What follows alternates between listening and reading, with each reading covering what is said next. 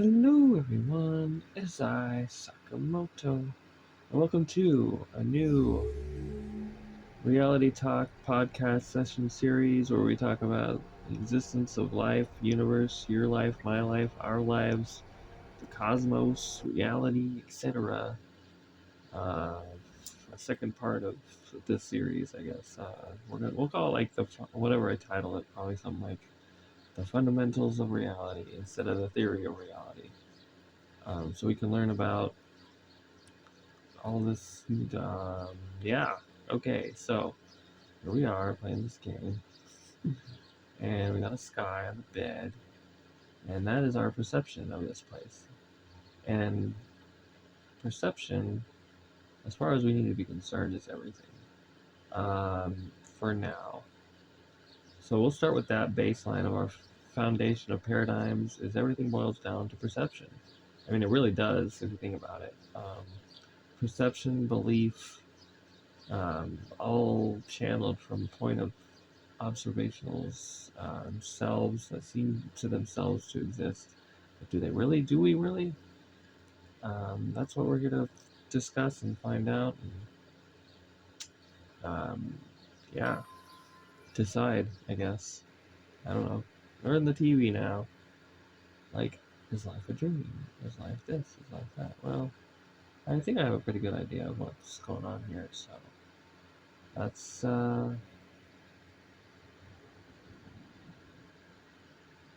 what we're. So yeah. Speaking of, I tend to do this every now and again. I'll be talking and I'll stop thinking, and then all of a sudden I'll see what I'm talking about. But reality also kind of boils down to ultimate reality being something more like static or gray or just raw sea of data. I mean, maybe it's a possibility. Our universe runs on quantum mechanics. A lot of what you'll hear me say will wind up being things like maybe, probably, possibly, because that's where this and that is where the ultimate reality, life, etc. has gotten me so far. Um, I don't know how to get from where you are to where that is. Understanding this and understanding what was the other thing I just said? I'm so lost in my own knowledge.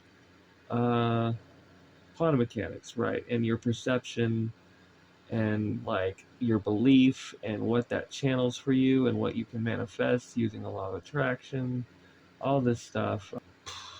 Where should I begin?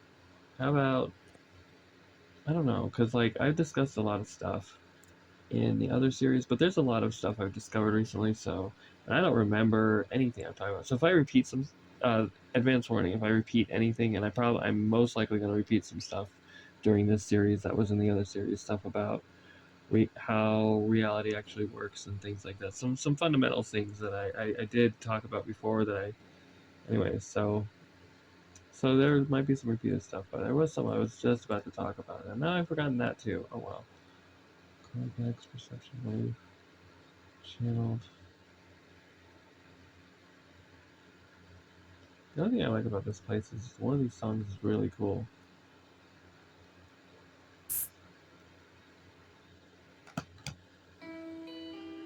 Yeah, this is it.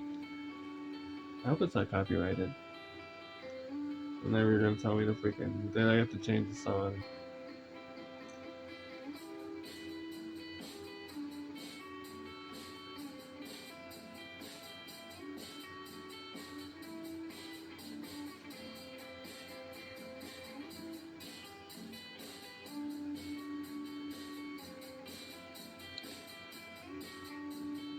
So, we seem to spawn randomly into this existence at a random time, at a random point in space, a random dimension, a random universe. And we tumble through these universes constantly and unknowingly through the multiverse, actually. And scientists here want to be all like, "Oh, multiverse is real." Well, what do you think dreams are, man? That's not real to you. Yeah, this is a dream. You were there, and now you're here, and this is what's real, right? But that's your perception again. That's your belief again. That's what you think is happening. The truth doesn't care what you think. The truth is going to be the truth no matter what you freaking say. So if you want to know what the truth is, then look for that. instead of just assuming things and putting your prejudice on things. Assume you don't know what's going on and go from there. That's your foundation. That's what will give you the true answers of the universe and stuff. And there's no multiverse. There's no consciousness other than emergence from the brain. It's a temporary illusion like everything else. The afterlife, yes. So, like, I connected near-death experience. I mean, this is other people's knowledge and research, right? But if you connect the three things I'm about to talk about, it almost proves the afterlife. And there's another new thing that I realized and I learned about recently that I didn't even hear about. That kind of how do I put this? Things it further into a crazy perspective of the afterlife being a real thing. Something I'd never heard of. Tell me if you've heard of something called shared death experiences. The Y-Files put out a video. I haven't finished it. I only watched the first 5 minutes of it. I've been so freaking busy lately. First 5 minutes of that are all like what I've watched so far. And I want to see the rest of it, but that's all I really needed to just understand that, like, what the hell. So, man, this is a lot to get into. Okay, hang on a second.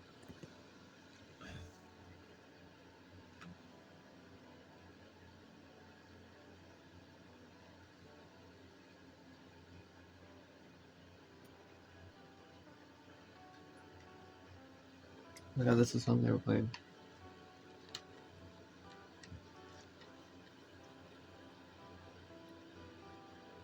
That's pretty cool. Oh, I think when you go listen to the guitar on the TV and then you come back here, you get this. This game has lots of cool little tidbits, stuff like that. Anyways,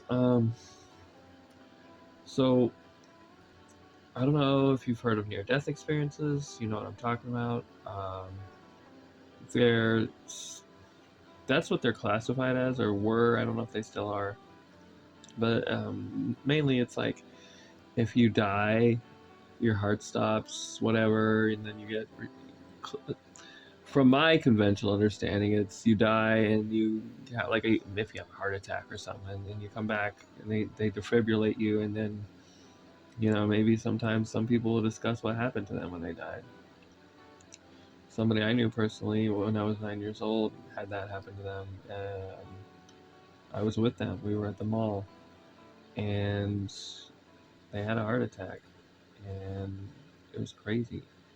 I was just a kid. They were my family, and called the ambulance, defibrillated. They were gone for 7 minutes. They were in the afterlife, and they talked about seeing a bright light. It's the only thing they told me, and they were feeling. I don't know. Like, I guess that's it. I saw a bright light. That's the only thing he told me. My grandpa.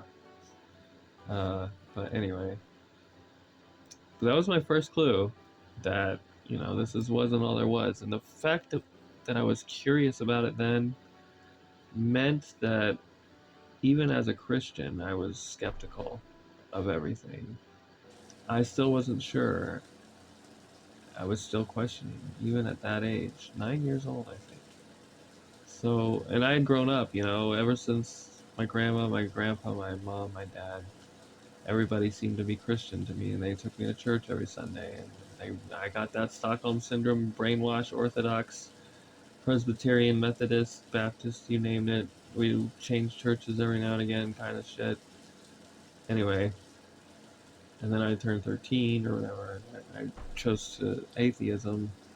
Long story, but later on, I read the Bardo Thought All, and I was curious still about the afterlife. All throughout all that atheism, I wasn't really an atheist. I was actually more of an agnostic. But that's conventional definitions. There's all kinds of definitions of these things and paradigms and perceptions and beliefs. Uh, there that is again. What am I saying? Sorry. Afterlife. Stay on topic, me. This is very stream of consciousness. I'm sorry. So the Bardo Thought All. is the true name. I don't know if that's. I hope that's how you pronounce it. I've never actually heard it out loud. I've only ever read the words, but it's the Tibetan Book of the Dead, as it's known in the West. That's its popular name, but its true name is the Bardo Thodol. And this is written by. This is an ancient text written by Tibetan monks, along with some other ones. This is almost like one of their, sort of like they have the Bhagavad Gita and the Upanishads and one other thing in ancient Hindu religion text. Can't remember the name of.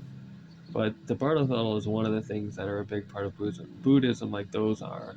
Um, so it's sort of like, right, a Buddhist Bible, if you will. But it's not, the only one. There's other books and stuff that are really important. But this one specifically talks mainly about what happens when you die. There's rituals in it about what to do for a soul, for a body when a person dies. It talks about for like weeks. Your family needs to be around your body, guiding your spirit and moving it through, making sure you're going to be okay. Because when you lose your body and you become just a floating spirit, you kind of just forget things because your body is what holds context, knowledge, memories. That's all in your brain mainly. Language, you learn that as a baby, from when you're a baby, and the reason why you're in is because you got lost in the afterlife and nobody was there to guide you, and now you're back in Samsara, or you chose to be here. um, I think that's what I did, unfortunately, and lucky me, lucky you, someone who's been here a million times, knows what the fuck they're talking about, is here to help everybody. So the Bardo Thodol. Hold on a second. Yeah, there's a lot of stuff you can click on and just go to random places in this game. This is a really cool. Oh, I've never been here before. This is cool as shiznite. What was I just talking about? Kickbutt Reality Master here to help you guys learn how to Kickbutt Reality Master yourselves. Okay. So, anyways, look, I struggle. I'm in a human body. I may not be entirely human, but it's hard. I have to eat and sleep. I have to deal with everything everyone else does, with massive perceptional awareness that no one can fathom. It's just really hard, and I'm sorry about talking about myself, um, but it's just I live in poverty now. For now, it's just me talking about my problems again. I'm sorry. I need to help you with your problems. My problems aren't so massive that they can't be dealt with, especially when they don't really matter. They're just temporary, like everything. And I just need to chill, because things are a lot better than they could be in a million other dimensional, possible, worse realities of just a lot of things. Like, just I could be paralyzed, I could be blind, I could be deaf, I could have no taste, I could have one of my fingers missing. There's a lot of things I could be grateful for. So I just have to remember that, and you do. We all do. Life is hard, but it could always be harder. And it's the hardest thing is accepting that, instead of saying to yourself, I'm good and I deserve more. Why is life not giving me more? That's what I struggle with a lot. But I'm just acting like a spoiled kid with a tantrum, I guess. I don't know. What's this eating place? This is cool. I forget myself,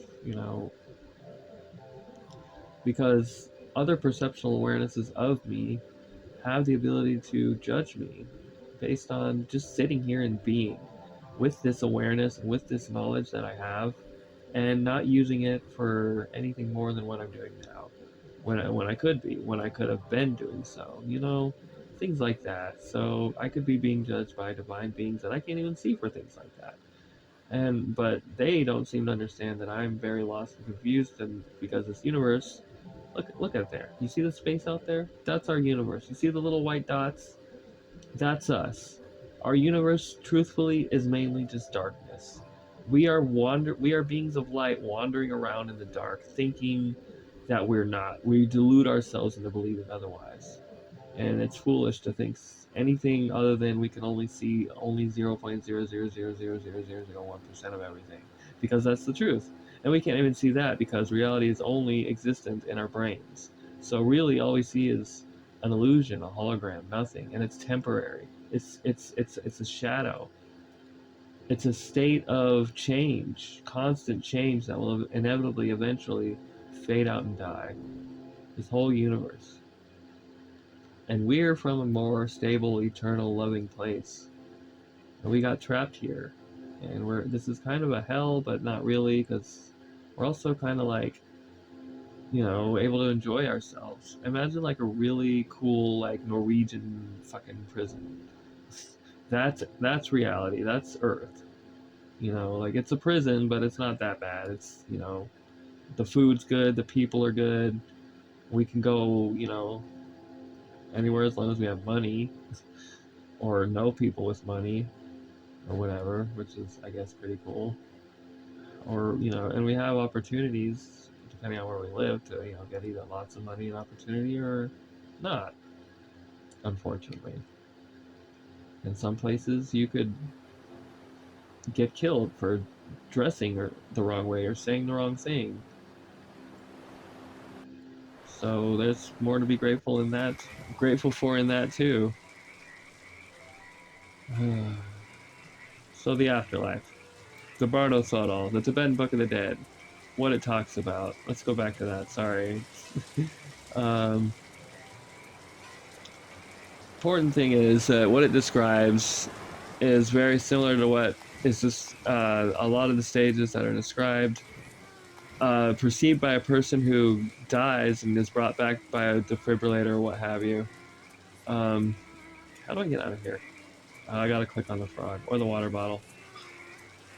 Actually, I want to go to the fountain thing. Oh no, let's go to the monkey. He's the best. So that's why we're going to the monkey. Okay. Shit. So, I mean, life is kind of like a ride. You just gotta ride it out and deal with, but at the same time, you don't. You can fight.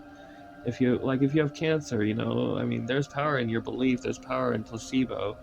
Like, I myself, you're not gonna believe this, but I should be dead.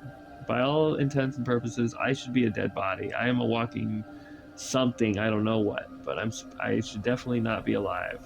And I am somehow. I haven't been to a hospital in, I don't know, 8 years or something. There's a million ways I could have died, but I didn't. Which is how I know I'm supposed to be dead. So that's a quantum immortality. I'll explain that in a little bit too. It's understood through the perception of quantum suicide, but it doesn't have to be understood through that. You don't have to kill yourself to attain quantum immortality. You just kind of already probably already have it. It's in Risk Cutters, a movie I haven't finished, but it's a theory that in that movie, the synopsis part of it is Risk Cutters, a love story. I actually do want to go this way. Memento Mori. We're talking about death. That's crazy.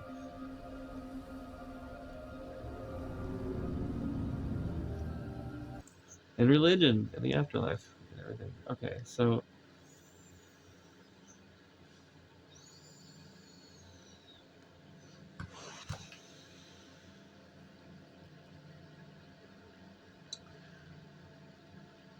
it describes you coming out of your body, you seeing yourself from above, you see your body from above, down below, you see a life review of yourself, of your life, you feel the emotions of the people that you've touched or hurt or were indifferent with or whatever. You feel their emotions and their reactions at you.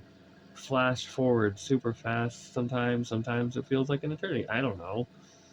Depends on the person. It's all very personal, as the woman tells.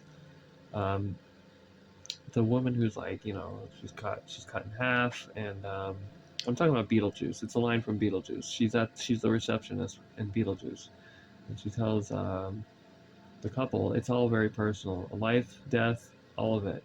We all think that, there's one religion and that's the true religion when we go to church, but that's not true at all.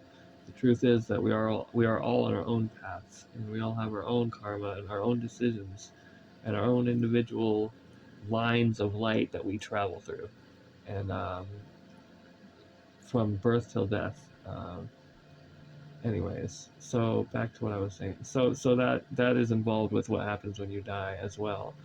Whoever you meet, whatever entity, whatever gods, people that you knew, it's all based on your belief and your own knowledge. Like, imagine that you speak a different language than you do right now, and that you die and that you see Hindu gods. That's what happens in India to people when they die. A lot of people there and stuff. And what happens here, a lot of people see Jesus. What happens in Japan, a lot of people will see, fox gods and stuff, whatever deities they believe in.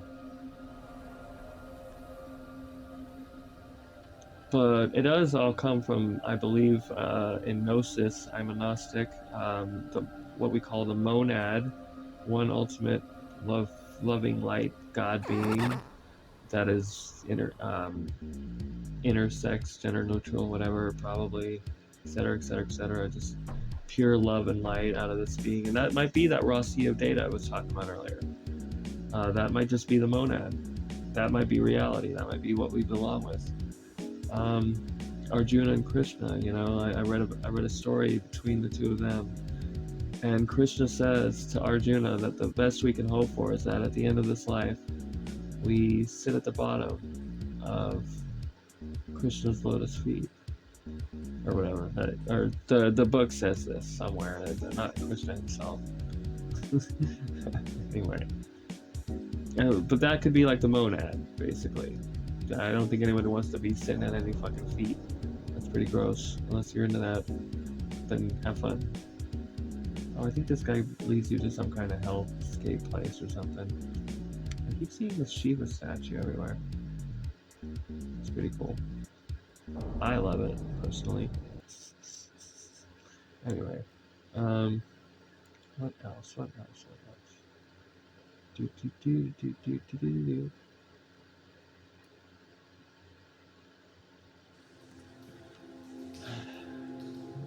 So there's this guy, I forgot his name, I want to say it's Ian Stevenson.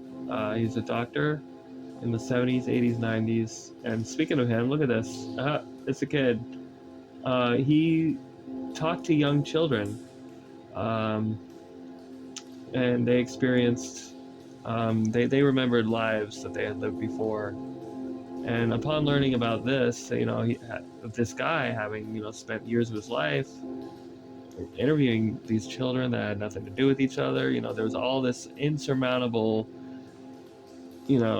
what now atheist stuff in this book I read about him, that kind of also helped further prove to me that the afterlife was a real thing, and that we go through it like cycles. We keep coming back here.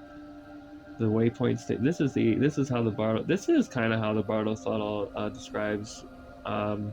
They call it the in between when you die, and you're kind of like this ethereal floating spirit, kind of deciding what you're gonna do next. You could stay there as what maybe people kind of think of as a ghost, but if you do that, you'll eventually probably fade into something else. Kind of like when you go to sleep, and then eventually you have to wake up again, or you wind up dreaming, and you're somebody else entirely, and you're not the person you were when you were awake. Have you noticed this?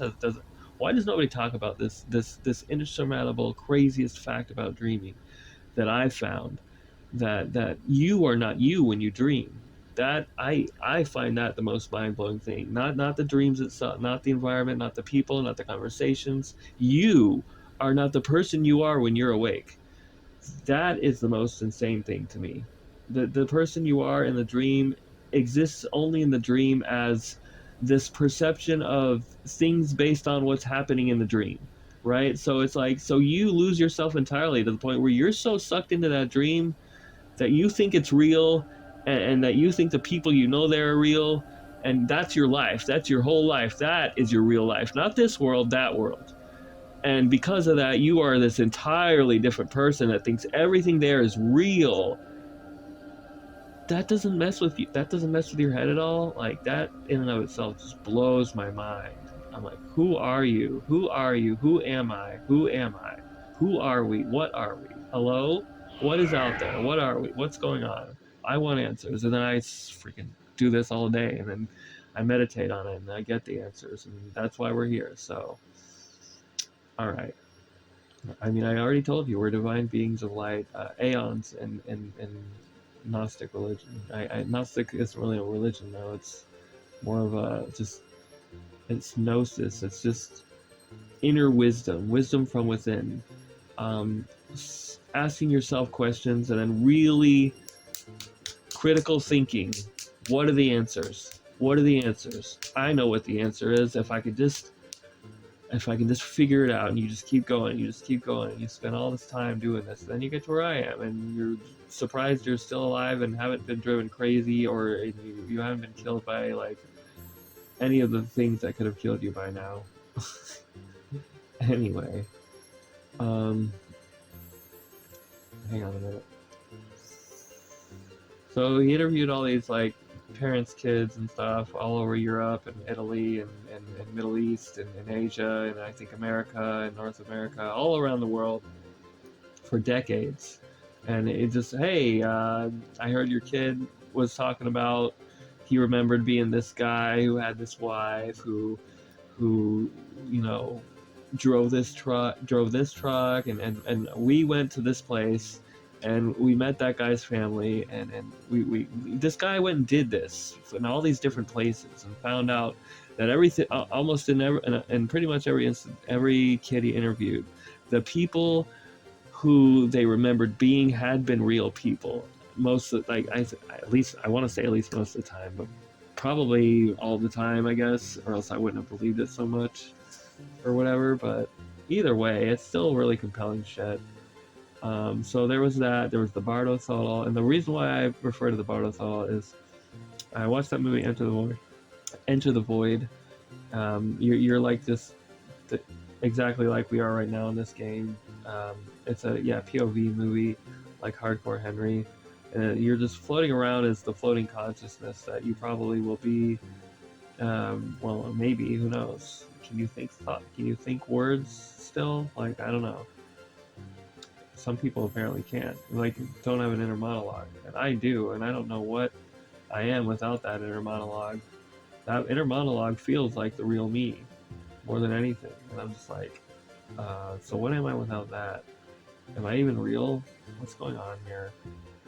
Like, the stream of words that are constantly flowing through my mind, just that feels like the closest thing to me, or is me, or whatever that there is. Maybe. Back to quantum mechanics stuff. Okay, Frog Guy, what do you got?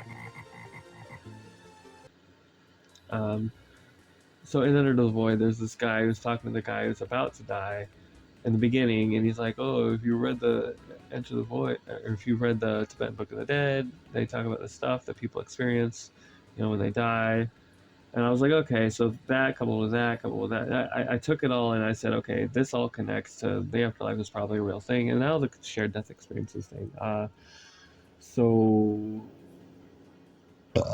excuse me. People from the outside perspective of people who die,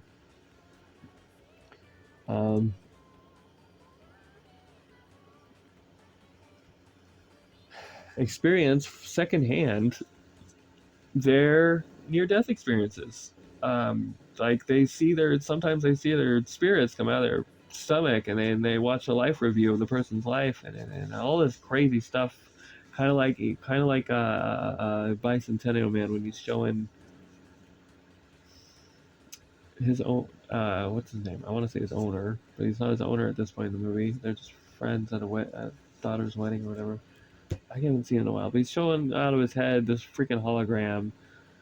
Anyway, sorry. Okay, Hatsune Miku.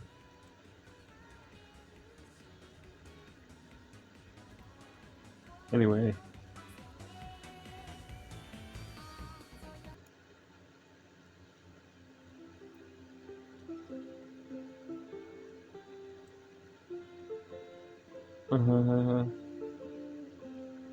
Okay.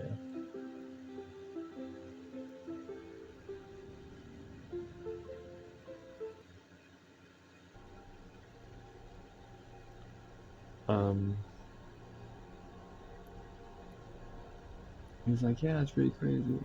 About the, Tibetan Book of the Egg thing. Anyway, so Bardo Thodol, Bardo Thodol, Bardo Thodol, Bardo Thodol, Bardo Thodol, Bardo Thodol. One of those is probably it. Anyways. What the frick? This is creepy. Hello? I'm getting ahead of myself. I haven't really been able, I know I haven't like properly connected how these things connect to you yet, and I'm trying to get to that. Like how did I connect these things, and then they convinced me that the afterlife is a real thing? Because honestly, there's a lot of reasons for me to be skeptical about it still, such as okay, back to reality perception. It only exists in our brains. Electrical signals. You've seen we've all seen the Matrix, but that's true. Look up The Secret Beyond Matter. I'll leave a link in the description, but basically the only reality we cope with throughout our entire lives is merely perceived by the inside, really perceived within our own brains. Which just goes back to what I was saying about, right, 0.001% thing. I said that earlier. Okay, percent. So the death thing, if all that's true, right, what is death? What is quantum mechanics? What is quantum? Well, the definition of quantum is I think it's one of a thing, of a set of things, right? Yeah. Anyway, it's its tiniest word node, like a snowflake is a quantum or something. Anyway, one of anyway snowflakes or something like that. Apparently, this lady says so. Oh no, it's apocalypse time. I forgot about this. I wonder if there's a way out. Probably not.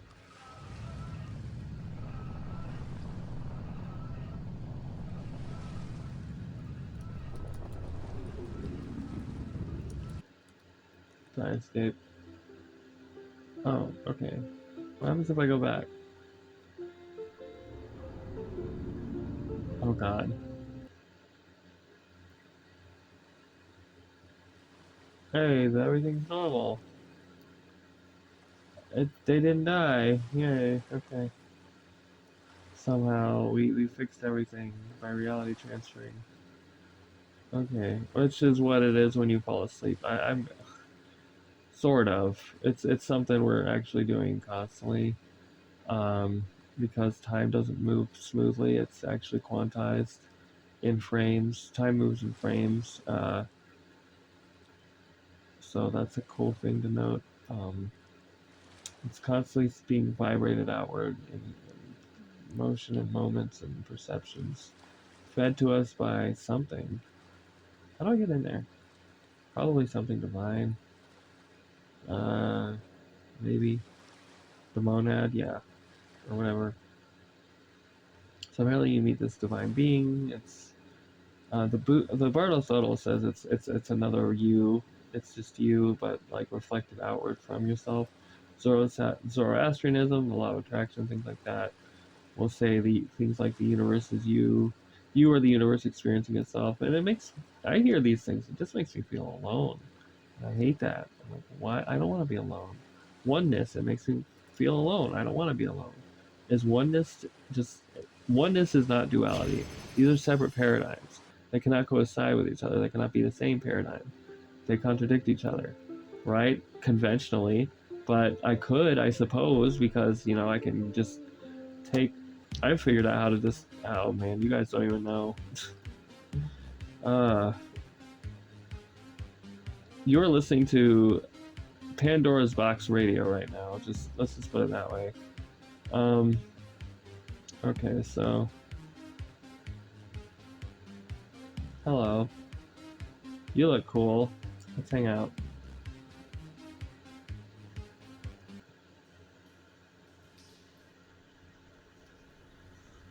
Oh, this guy, he's like imprisoned. Yeah. That's pretty crazy. And this isn't what I'm talking about. I'll show you what I'm talking about later.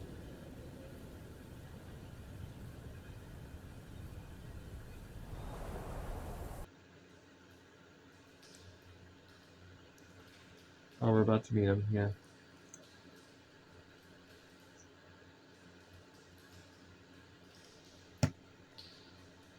Okay.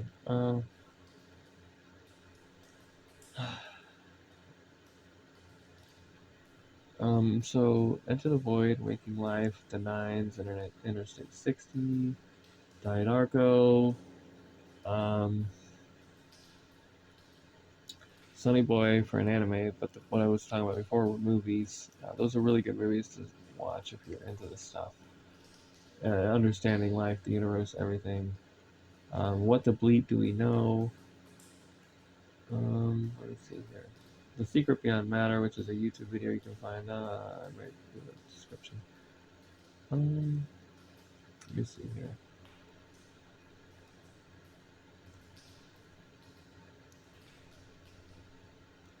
Okay, this is the guy. He's so powerful they had to do this to him. He's just constantly emanating energy to get himself out of there. Now we have the option to free him, and I think that's the only thing we can do here, so we're just gonna do that.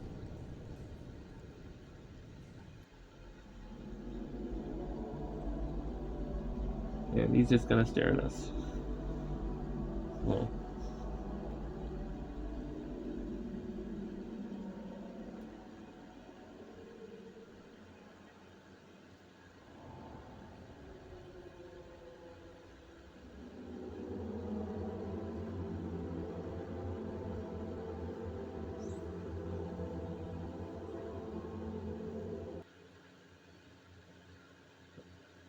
Well, this is cool.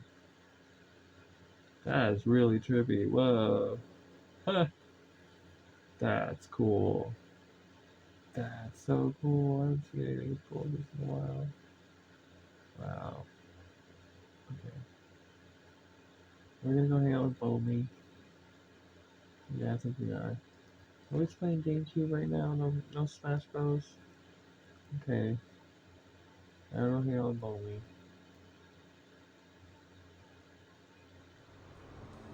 Yo, what up, Bowlby? Frogman! Weird environment! What's the weird environment this time? It's not space, it's kaleidoscope, interstellar, freaking wormhole bullshit. Okay, cool. Alright, where are we going? Is this a black hole? Are we being spaghettified right now? I'm down with it. Whatever you guys are down with. At least we're together, right? A dead skeleton guy. Are you even driving? Are you unconscious? Hello? Can you even talk back to me? Okay, well, we're back in the TV room now.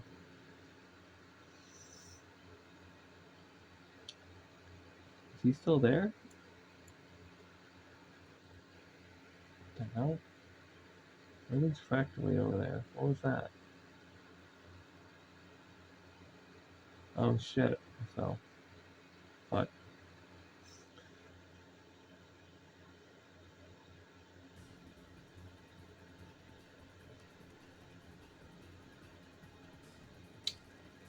Game show music. Oh,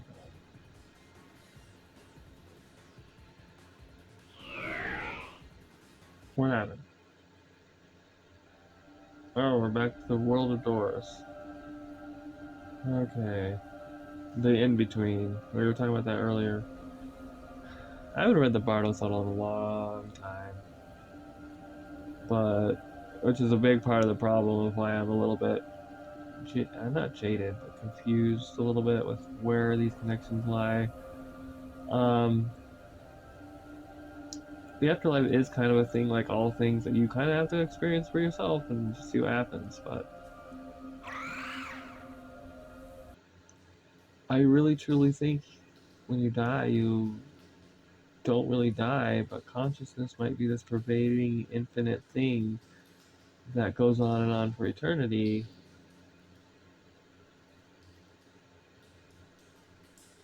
Experiencing itself from different vantage points. uh, the universe is experiencing itself through you, through me, at different times, thinking that time is a thing that isn't something more like Jeremy Bearimy from The Good Place than anything else. Uh, we think it flows forward, that we're in one body, one time, one perception, one universe, one moving forward thing. And these are truths that we believe and hold dear, and it's probably a good thing that we do. Because we, as conscious beings, assuming you, like me, are conscious, are much more powerful than we realize. And this power, in a lot of ways, is being kept hidden from us, most of us, because it's very dangerous. We have the power to collectively change so much without noticing. But because it's being hidden from us and degraded, that's what's causing all the chaos in the world. That's kind of also why I'm here. That's to help enlighten everyone to this. Help you guys just, you're kind of responsible for this from your own actions, but also inactions and conscious projection, which goes back to Zoroastrianism.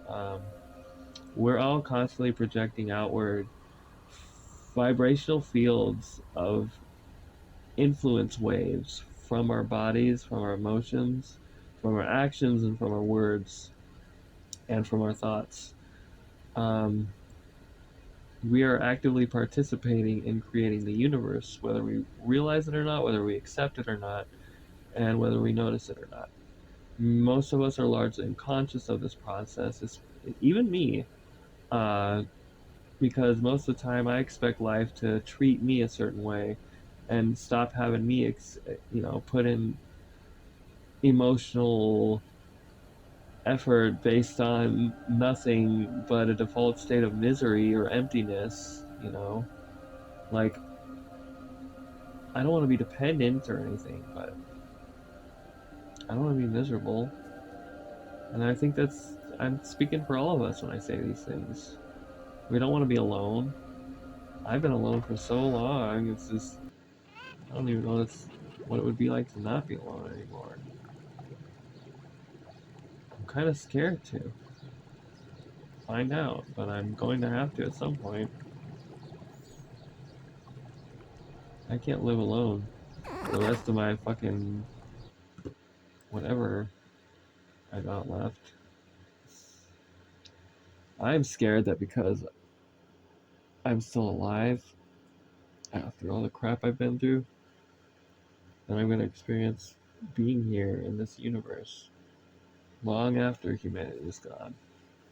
And it's just me in an infinite void of darkness, and I'm just a floating eyeball.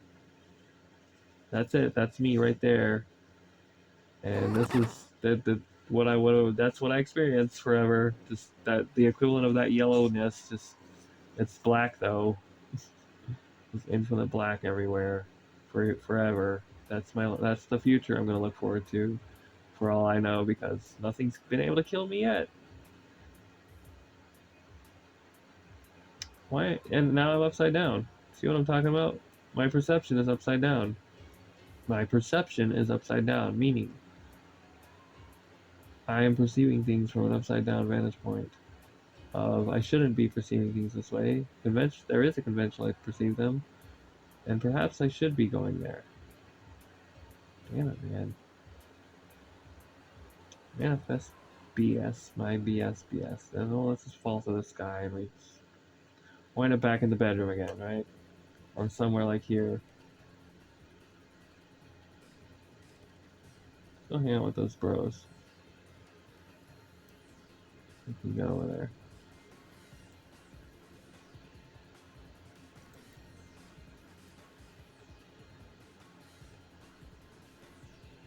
They're just gonna be sitting there.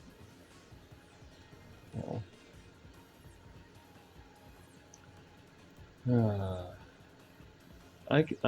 If I keep like getting lost in what I was talking about, lost in the sauce, and you think there was a point you wanted me to elaborate on, I didn't, and you're not sure if I'm gonna like, hey, I want to know more about this. Seemed like you were going somewhere with that. Where were you going with that? and then I'll type it out for you. Sorry about that.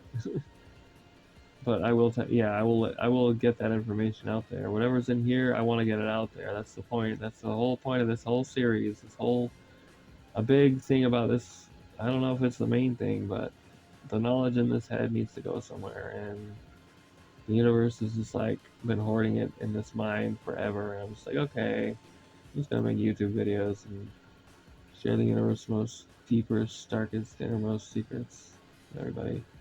And at the same time, look like a jabroni when I do things like this.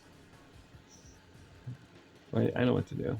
I can move this a little closer and this 3D staircase this bitch. Come on.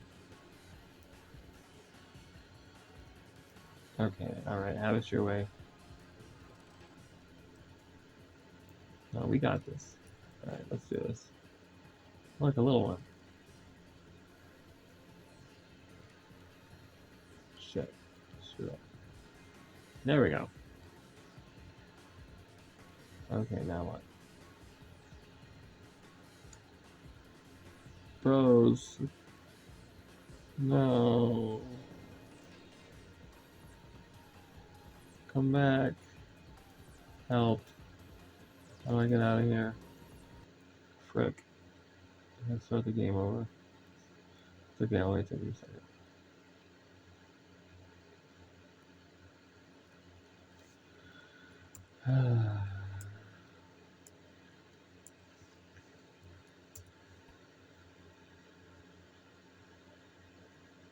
Okay, so there's shared death experiences, which is the craziest thing I've ever heard of in my life that I heard about recently. But hearing about this, that I've heard about it in my brain, So what does that mean? Everything having been experienced in my brain throughout my entire life means that it's most likely a dream, and therefore, if we know how dreams work, they follow certain specific rules, so we can work through this reality as though it's a dream. See the movie Inception to help you with that. And you can kind of also find yourself as, well, this is why, a big part of why we are consciously creating the environment and the universe around us, independently, codependently, whether we know it or not. The environment that's here, it's just like there's a ground because we expect there to be a ground. There isn't a ground when we're not there. Man.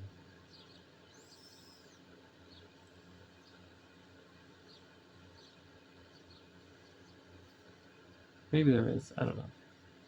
It's hard to explain, and it's hard to say because we have a whole universe beyond us and our planet that we're not observing and that we can't observe, and we can't even observe directly. But it must exist because we exist, right? So what is that that's outside of us, outside of our universe? That seems to be our universe itself, maybe, or whatever. Is it divine?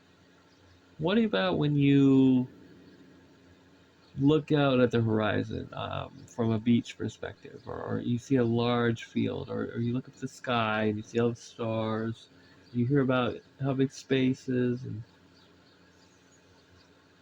how big the universe is, and you understand the observable universe being this vastly huge, gigantic thing.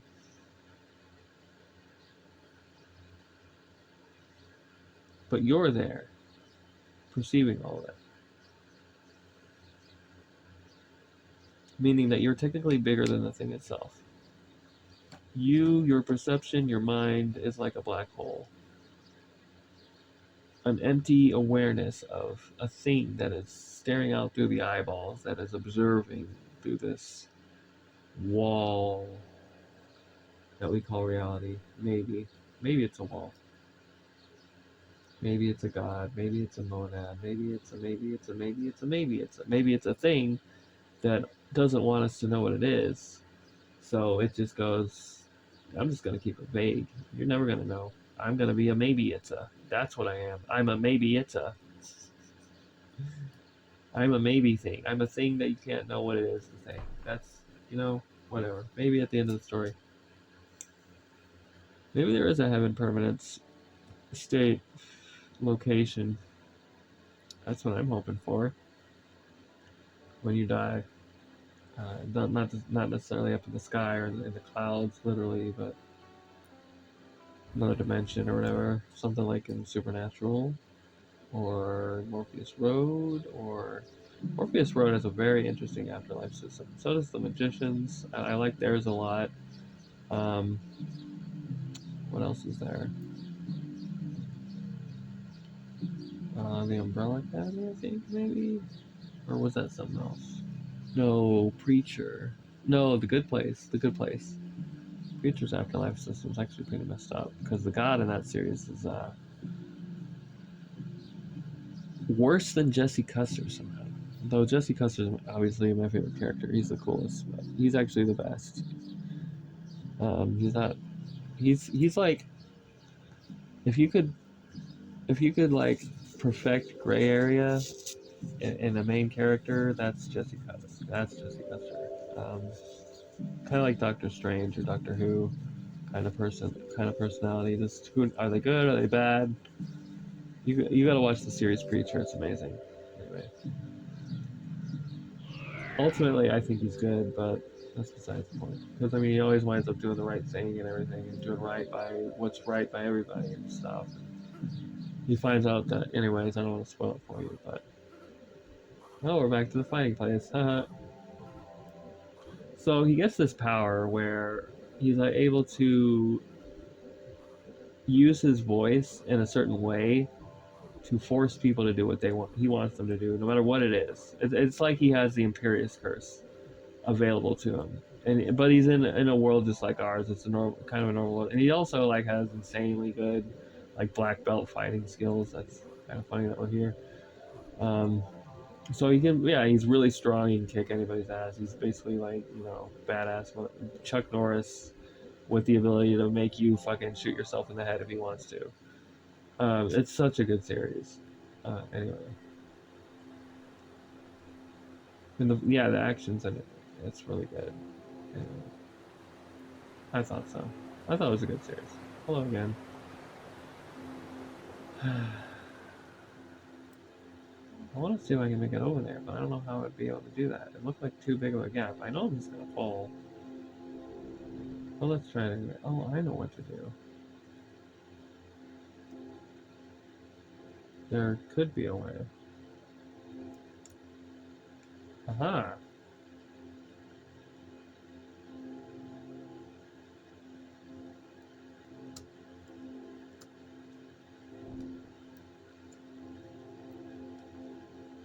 Holy shiznit. Okay, we're gonna make it up here.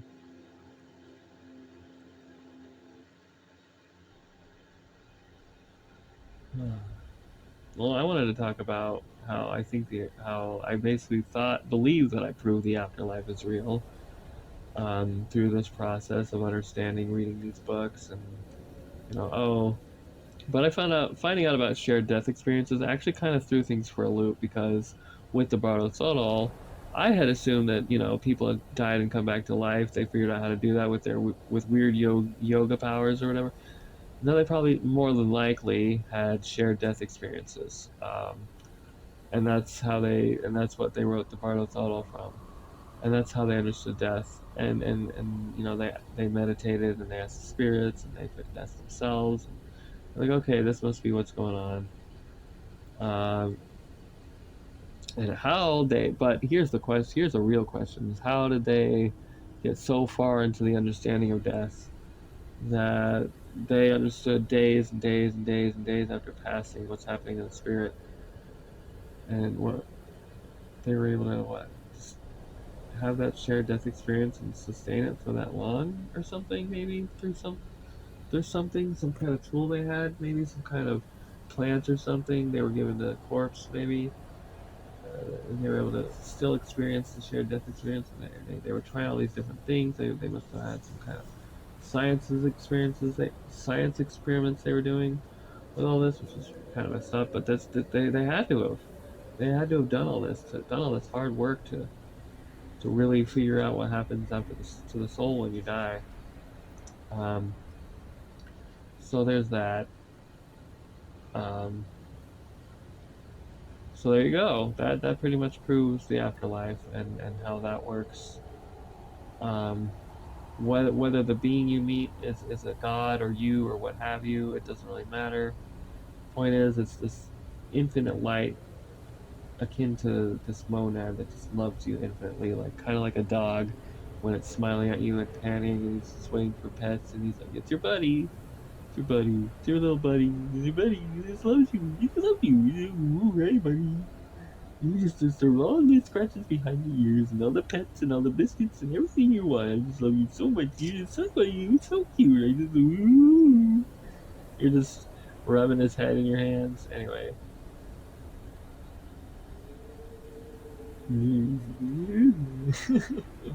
That is what that dog love that you feel from the dog. I think that's what loves you, but like times a bajillion. Anyway, just right. You feel like this thing loves you for no reason. It just loves you unconditionally for no reason at all, and that's okay. That's God. That's what created you, apparently, or maybe that's you or whatever you believe in. You're the universe experience itself, and that's the universe, and your perception is whatever you want it to be, then that's that. That's fine. Your avatar is whatever your avatar is in your mind, and your avatar is whatever it is as your uh, body manifests here in this plane of existence temporarily. Dream, apparently. So a dream is an illusion. So you don't have to call reality an illusion or Maya because a dream is an illusion. You don't have to call, like the Hindus, you don't have to call reality anything that the Buddhists or anyone, you just call it a dream. See it as a dream. It makes things simpler when you put all that chaos into that context because dreams are chaotic. And this reality is chaotic. And it's a storm and we're caught in it. Caught in it like I don't know, whatever.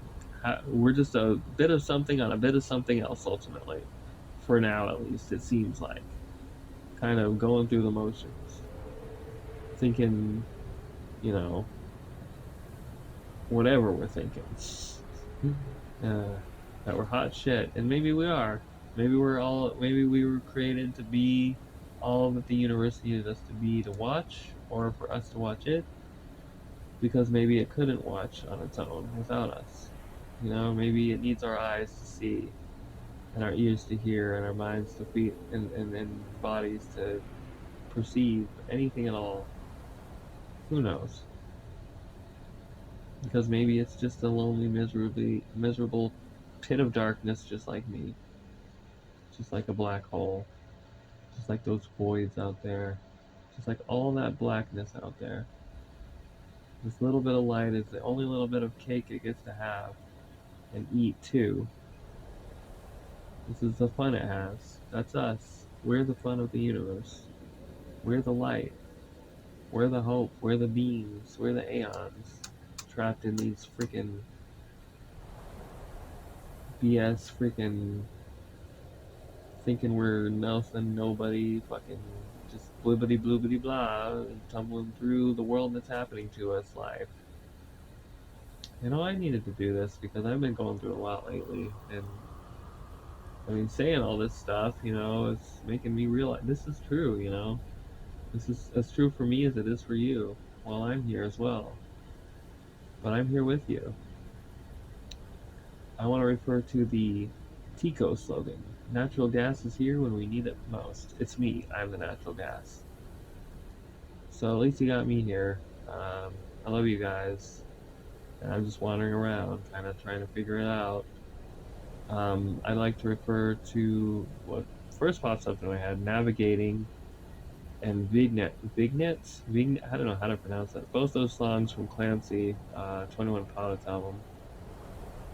Overcompensate maybe a little bit. Low key, low. Maybe even high key, who knows. I'm not saying it all. But either way, point is, I'm here. And I love you guys.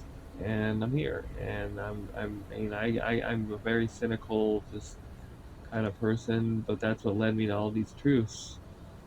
I mean, it's kind of a waste now, but it's kind of not, because it will continue to allow me to discern between truths and lies through that constant hypervigilance of complete skepticism of everything and everyone. At least through that, I can have the little tiny light of truth that is here with me.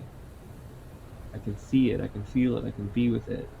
That little part of the monad that's there with us always, in whatever form we perceive it in. Whether you're a Hindu seeing Shiva, or whoever, or Christian seeing Jesus. It's all just the monad, I think. Hello, Mr. Giant Bonely Skeleton Guy. How are you doing today? So we're in a graveyard, and I think these are spirits, or maybe they're spirit keepers. Yeah, they're probably something more like spirit keepers, or they're like malevolent ghosts. This game has a lot of random malevolent stuff, but also really happy and cool stuff. Are these guys neutral? Should I walk into a spirit? Should I walk into the grave? Should I walk a grave? Should I walk into Bonely? I feel like I want to walk into a spirit, since we're talking about the afterlife and stuff. Can we? I bet we can. He'll take me somewhere lame, isn't he? Yeah. Yo, take me somewhere fun.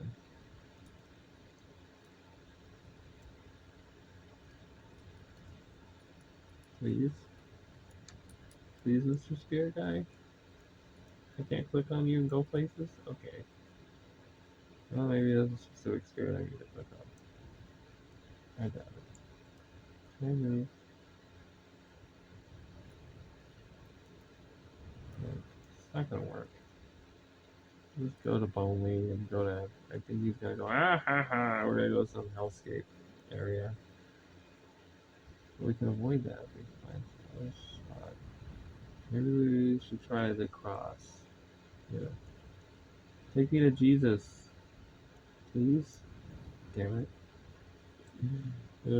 Jesus, we need you. Where are you, buddy? Hello? Damn it. He's not available right now. I'll have to try calling again later. Uh,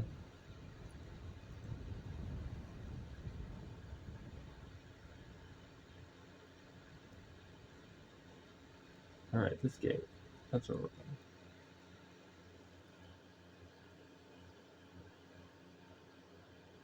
Back in my bedroom. It's way different now. I love this game. I could just play this game for this series exclusively and just talk endlessly about stuff and watch random stuff happen that I'm talking about. And just, oh, hey, we're flattened out like a field of universal fabric of space time, maybe. I do like to think of space as a fabric. I decided that yesterday or the day before, because if I think of us as just floating balls, and a floating ball, a tiny little floating ball, in random chaotic space out there, and it's just we're not on right. We're not like, imagine two people or a bunch of people. You remember playing that parachute game as a kid, and we had all those balls in the parachute.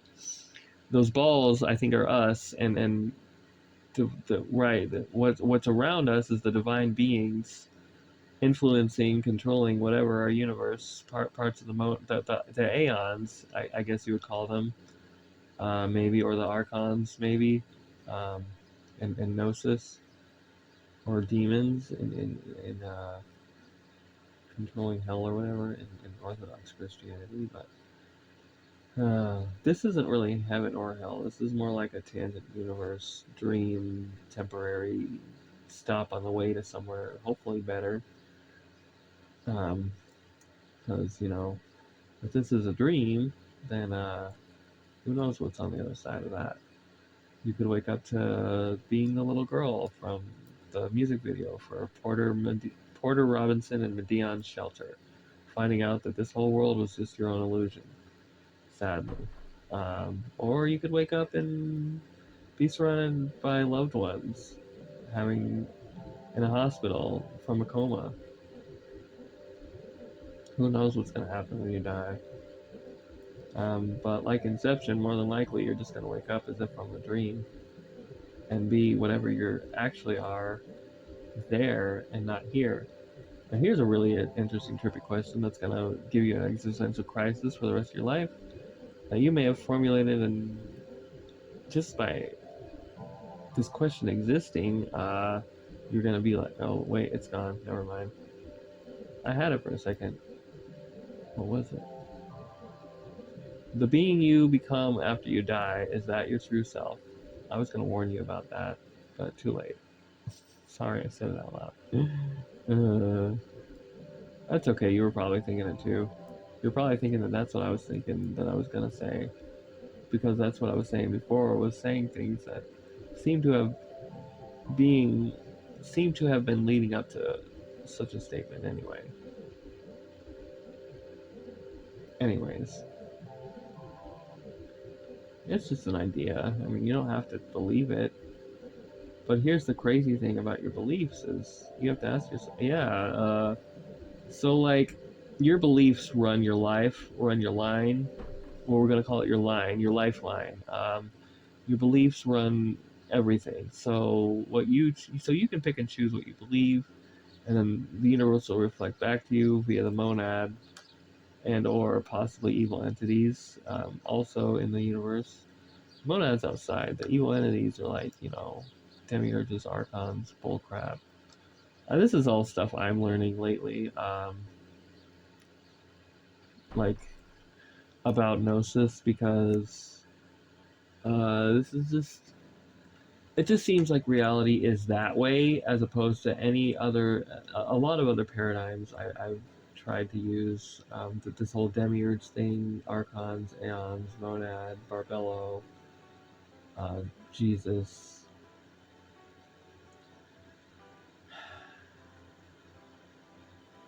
Anyway. The Gnostic version of Christianity, I suppose you could call it. There's a lot of truth to it, I'm discovering. I mean, there's truth in every religion. I'm an omnist, but not a Buddhist, not a Christian, not an atheist, not an agnostic.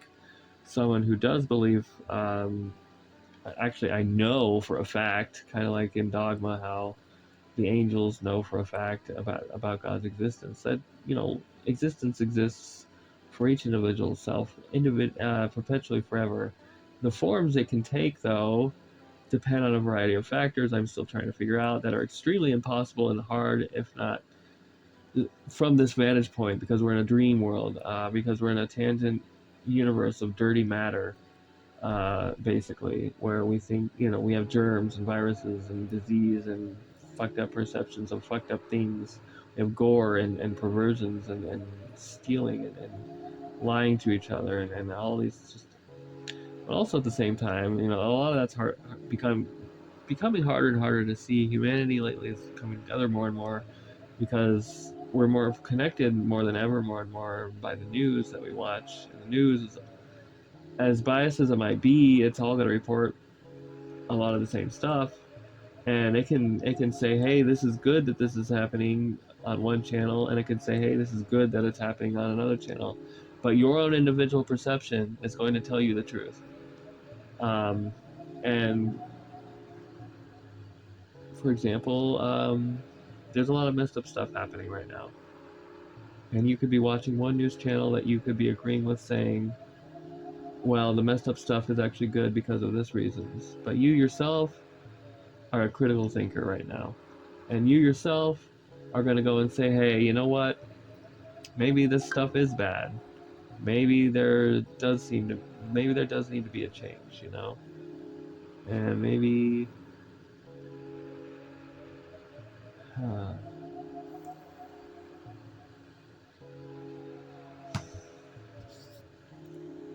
you can find a way to peacefully put a stop to it somehow, or something like that.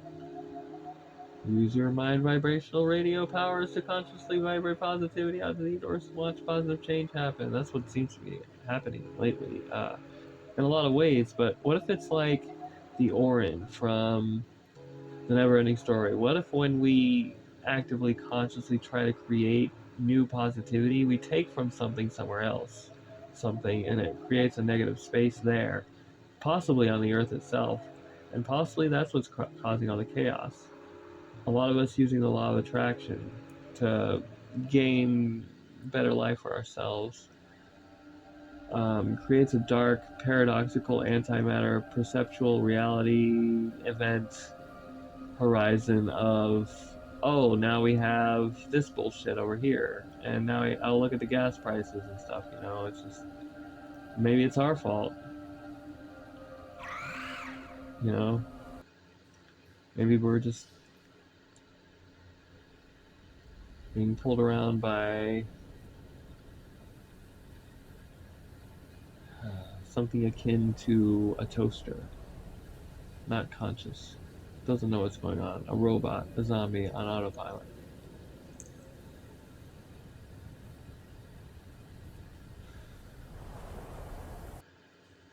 Who knows? I'm not talking about all this random shit. The afterlife. I think it's a thing. I also think that there's still a possibility of the worry of the perception of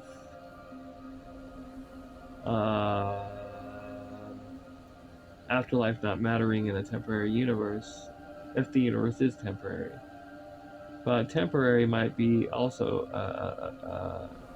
illusory contextual idea that's not really real in reality either. More than likely. Like I said, it feels like we're swept up in a storm. We're swept up in a weird dreamscape. Perhaps this is a prison and we're deities locked up. And the demiurge is just our warden. And he knows what's going on. We're just, we're serving a sentence here for something we did in some other dimension. Or maybe we got tired and fell asleep and we're just dreaming. Who knows? You might know. I might know. We might even be able to say to ourselves, you know what, this is true, and then wake up. Maybe if we all collectively say to ourselves, hey, we're dreaming, all at the same time, we'll all wake up.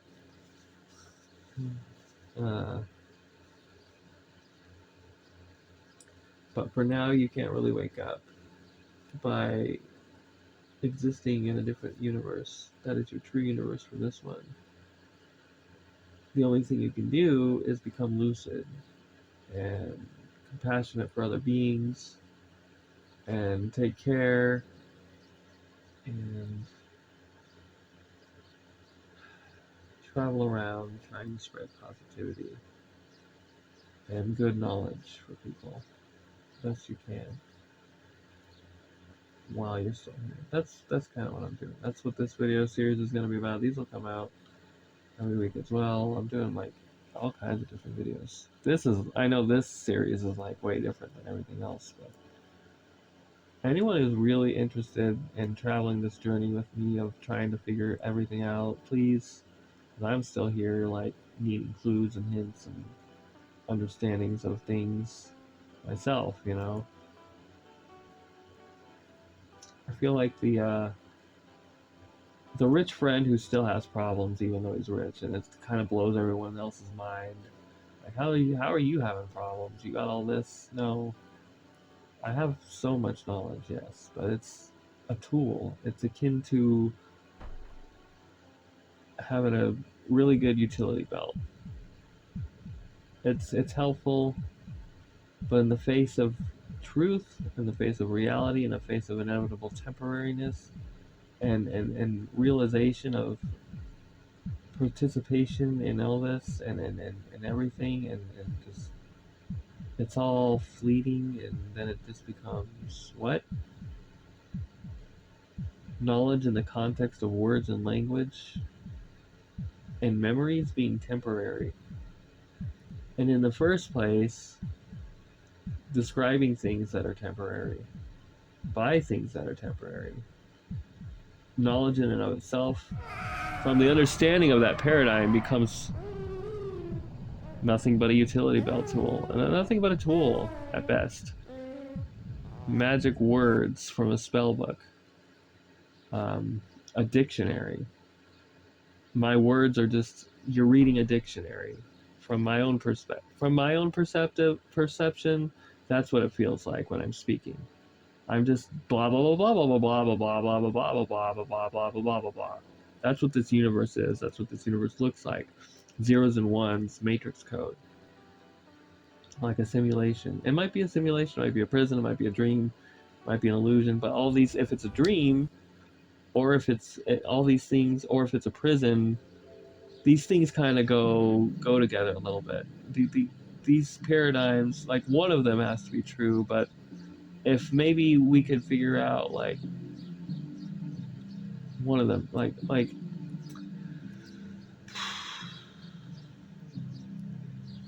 is it a prison or is it a dream, and or is it both, and can it be both is what I'm trying to figure out here. And that's what I want to ask you guys is, can you tell me how it could be both? Because I don't feel like trying to think of how it could be right now. Well, how could it be both? My brain isn't letting me stop. Damn it.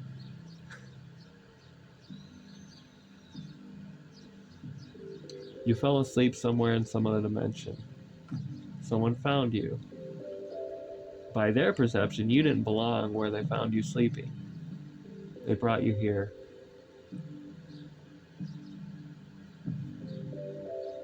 That's how. That's how it can be both a dream and a prison at the same time. Okay, so the cows. And that's just one way. I'm willing to bet you guys are able to think of other ways too. That's a pretty simplistic way, the one I just came up with, and I really didn't feel like coming up with anything more complicated with that. But if you want to, please feel free and leave in the comments a more complicated explanation of how this reality can be seen, or even is, perhaps, both a dream and a prison. And I'm going to leave this video at that, because, oh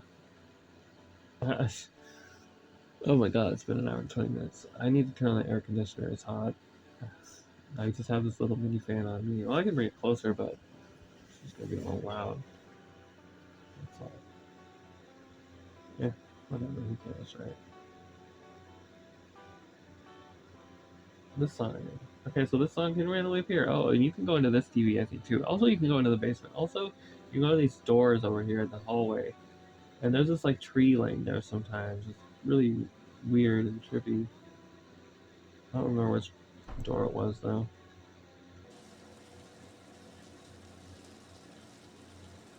I have never seen the bathroom look like this before.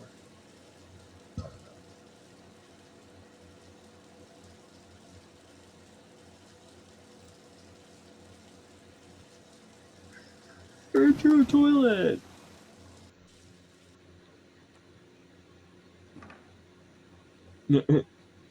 Number 21, the world. He flushes it down the toilet. He just flushed the world down the toilet, guys. Well, and the whole world. In a post-it note, yeah, the whole whack. In a post-it note.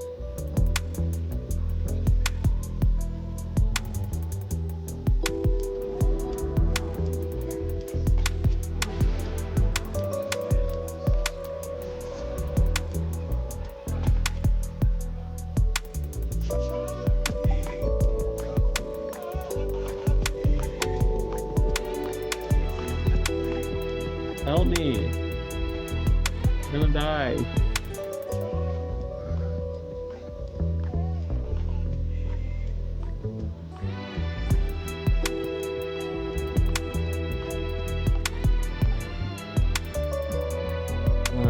Fuck. I thought there's somewhere I can go. Oh, well, whatever.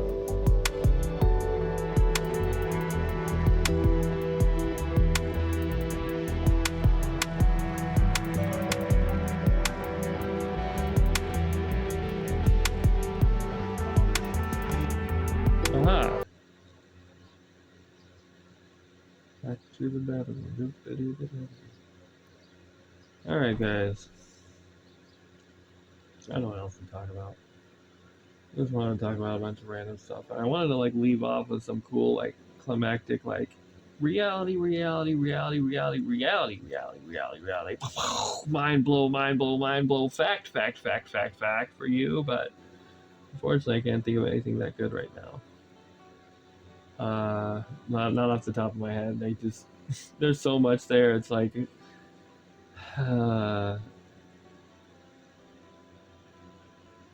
it's like trying to I don't know how to explain it. Sift through a toy box full of toys, and just, but they all look the same. Like I was right. It's I feel like you just somehow maybe most of you thought that even though what is this from the future? I guess I'm hearing your thoughts from the future. Okay. Wait, I lost it. You're thinking something good about something I said that is not good. Didn't okay. Something paradigm climax perception toy box all the same knowledge what I was saying about knowledge what knowledge is to me that's what you're thinking that because to me knowledge is like blah blah blah blah blah blah and when I'm talking it's like blah blah blah blah blah blah at this point yeah no wonder I can't think of anything right now. I did want to go into this TV now. It's funny. I came full circle. I came to a point where I understood reality perfectly, and what I came back with was this guy. He's just like a mindless vegetable zombie with staring out into space. He's in Nirvana right now.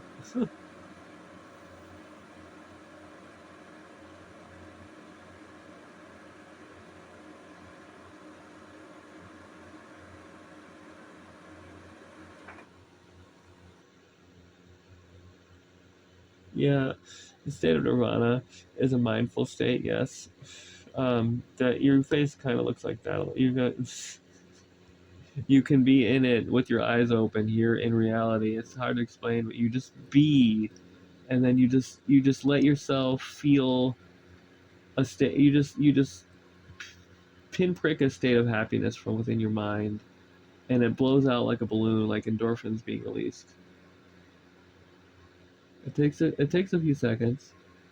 You kind of blankly stare with your face like smiling a little bit.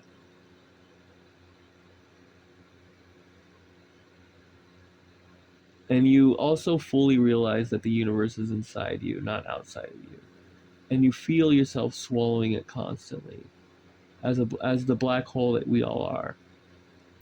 That was that. Yeah, the look on that guy's face. That's Nirvana. Um,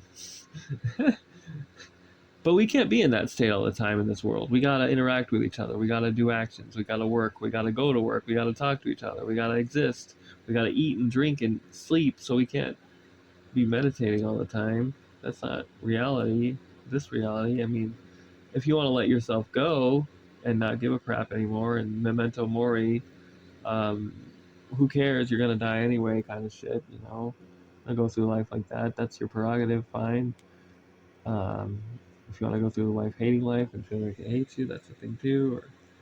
But at the same time, no one goes through these things as one perpetual thing constantly forever in that state forever. We all do wind up in some natural state of equilibrium that we originally were, contentedness. I'm fine with this. I'm sitting here, I'm chilling, I'm relaxing. Life is okay. This is our state of equilibrium that is close to nothing that we seek. Nothing. Now that's another concept we're going to talk about and that we're going to go into pretty big detail with because nothing, oh boy, you might think nothing is boring. Nothing has a lot to say, a lot to be, a lot to do, a lot to understand, a huge prerogative in and of itself. It may, in fact, be our God. So, more on that perhaps in the next episode. And yeah, I'm going to leave off with that. There's your perceptual paradigm climax, blah, blah, blah. Love you guys. Oh, also don't forget to hit the bell. Love you guys. Yeah, if you subscribe. Love you guys. Have a great. Love you guys. Have a great.